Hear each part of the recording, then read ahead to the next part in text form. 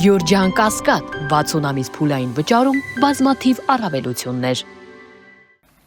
Պարոն Քթոյան, մի քանի հարցեր ունեմ, սկսեմ առաջինից, մեր այցելությունների ժամանակ մեր հայրենակիցները, որոնք որ զբաղվում են գյուղատնտեսությամբ, հետևյալ հարցերն են ուղղում մեզ,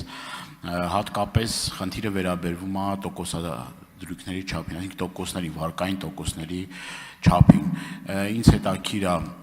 դուք ինչ տեսակետ, ինչ կարծիք ունեք,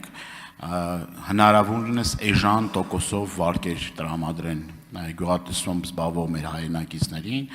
եւ երկրորդը այն մարդիկ, որոնք որ մեր հայրենակիցները, որոնք զբաղվում են գյուղատնտեսությամբ, շատ հաճախ բնական աղետներով պայմանավորված իրենց բերքը կորցնում են եւ ստիպված այդ վարկային այդ պարտավորվածությունների տակ հաջորդ սեզոնին արդեն լուրջ խնդիրների առջև են կանգնում եւ այս առումով ինչ էլի ձեր պատկերացումները կարեւոր է, ինչ պատկերացումներ ունեք այս առումով, արդյոք այն մարդկանց, որոնք որ զբաղվում են գյուղատնտեսությամբ, այս իրավիճակում ինչ հնարավոր լուծումներ եք տեսնում այս հարցի վերաբերյալ եւ մարդկանց մի խումբ էլ կա, որը էլի տարբեր պատճառներով ստիպված է եղել իր տունը գրավի տակ դնել, առողջական իր պայմաններից ելնելով, այլ հանգամանքներից ելնելով եւ տեսեք բանկը այդ տունը վերցնում է եւ ինչ էլի ձեր կարծիքը ինչ հնարավորություն կարող ենք տանք այդ մարդկանց, որ մարդը կարողանա որոշակի այդ վարկային, չգիտեմ, վարկ վերցնելու լրացուցիչ, որ չզրկվի իր տնից, այսինքն պետությունը ինչ շանս պիտի տա, որովհետև նման դեպքերը շատ են, այս հարցի վերաբերյալ կուզեմ ձեր։ Շնորհակալություն կարևոր հարցերի համար։ Առաջինը գյուղատնտեսության ոլորտում մարտոնյալ վարկավորման որոշակի ծրագրեր իրականացվում են։ Տոկոսադրույքի հետ կապված ինքը գլոբալ խնդիր է եւ վերջերս այդպիսի նաեւ քննարկում ելի ունեցանք, այո, այստեղ կենտրոնական բանկը անելիք ունի, չնայած որ մեզ մոտ ուրեմն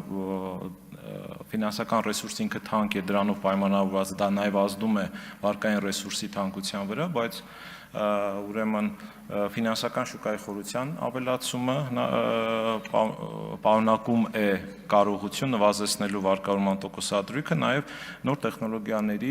ֆինանսական նոր տեխնոլոգիաների ներդրումը, ինչպես ամենատարբեր երկրների օրինակը ցույց է տալիս, դա թույլ է տալիս ավելի adekvat գնահատել վարկառուի, այդ թվում նաև գյուղատնտեսությամբ զբաղվող վարկառուի ռիսկը եւ իրեն ավելի թիրախային, ավելի ցածր տոկոսադրույքով իր կարիքներն անպատասխան ավելի այսպես adekvat վարկային պրոդուկտ առաջարկել։ Այստեղ լուծումներ կան եւ իմ նշած օրակարգային այսպես շեշտադրումների փոփոխությունը կենտրոնական բանկի նաեւ դրան է վերաբերում նոր ֆինանսական տեխնոլոգիաների ներդրմանը։ Մյուս հարցը ըստ էության դուք այնինչ նկատի ունեք գյուղատնտեսության ապահովագրությանն է վերաբերում, որը ելի ամենատարբեր պիլոտային ծրագրերով, ամենատարբեր այսպես փորձով, տարիների հեռվից եկող փորձեր են արվել այդ համակարգը ներդնել, բայց քանի որ էլի կան մեծ զգալի օբյեկտիվ սահմանափակումներ, այդ օբյեկտիվ սահմանափակումների պայմաններում կամ պետք է իրավիճակը մնա այնպես ինչպես որ կա եւ այդպիսի հարցեր են առաջանալու, իսկ եթե փորձ արվի դրան լուծում տալ արկա խնդիրների պայմաններում, կառաջանա այն մտահոգությունները, որը պարոն Ավետիսյանը բարձրաձայնեց առողջապահության ապահովության մասով։ Ըստ էության խորքային մենք պետք է մի բան էլ հասկանանք, որ այսօր մեզ մոտ գյուղատնտեսությունում կան քրոնիկական խնդիրներ, որոնք կապված են գյուղատնտեսության արդյունավետության հետ եւ արդյունավետ ապահովագրության կարողությունների մեծացումը պայմանավորված է հենց գյուղատնտեսական արտադրության արդյունավետության բարձրացման հետ։ Օրինակ գյուղացիական տնտեսությունների խոշորացում, արդիականացում եւ այլն։ Այդ պարագայում նավապահովագրման կարողությունները իրենց կարող են մեծանալ, բայց իհարկե կան օբյեկտիվ սահմանափակումներ, ուրեմն այսպես աշխարհագրական պայմաններով պայմանավորված, ծածկույթով պայմանավորված, երբ որ մի բնական աղետը, ըստ էության լոկալ բնական աղետ հասկացությունը մեզ մոտ պայմանական է, այդ լոկալ աղետը կարող է տարածվել բնական պայմանների այսպես փոփոխությունը կարող է տարածվել մեծ թվով գյուղացիական տնտեսությունների վրա, դա նշանակում է մեծ ռիսկ եւ դա նշանակում է, որ ապահովագրության ծածկույթ ստեղծելու համար անհրաժեշտ է շատ մեծ ծախսեր, ինչ վերաբերում է ձեր մյուս երրորդ հարցը, իմ ելույթում նշված օրինակ տնային տնտեսությունների ստրես տեստավորումը դրա հնարավորությունը տալիս է։ Ավարտեք, խնդրում, ժամանակը ավարտվեց։ Արձագանք, խնդրեմ, պարոն Դանիելյան։ Ես շարունակեմ, գիտեք, որ գյուղատնտեսական տարբեր կուլտուրաներ կան, որ չեն ապահովագրվում, վերջերս էլ նաև ես Բերթավան համայնքում էի եւ բնակիչները հենց այդ խնդիրն էին ասում, որ կարգտահարության հետևանքով բավական լուրջ վնասներ են կրել եւ մինչեւ այս պետությունը որևէ մի աջակցություն չի ցուցաբերել եւ արդեն մյուս տարի այդ մարդկանց հետ կապված լուրջ խնդիրներ ան լինելու զբաղվել գյուղատնտեսությամբ, որովհետեւ իրենք վարկային միջոցներ են վերցրել եւ չեն կարողանալու մյուս տարին արդեն իրենց աշխատանքը կատարել եւ ես կխնդրեմ վերջին էլի այդ հարցին դուք եթե ժամանակը կհերիքի անդրադառնաք, բայց մի հարց էլ կարեւոր կա 16 միլիոնների շրջանակներում, որ պետությունը հատկացնում է սահմանամերձ համայնքներում բնակարան կառուցելու շատ դեպքեր կան, որ օրինակ մարդկանց չեն տրամադրում այդ 16 միլիոնները, պատճառաբանելով, որ այդ տվյալ անձը ինչ որ մի, չգիտեմ, այլ վարկային պատմության, ոչ իր հետ կապված, այսինքն երաշխավոր է եղել, այդ մուծումը, չգիտեմ, մի քիչ ուշացրել է եւ այլ, այդ մարդուն չեն տրամադրում այդ գումարը։ Եվ նաեւ կուզեմ այս հարցը, եթե պետությունը տրամադրում է որոշակի ինչ որ խնդիրներ է եղել ոչ իր հետ կապված, արդյոք այս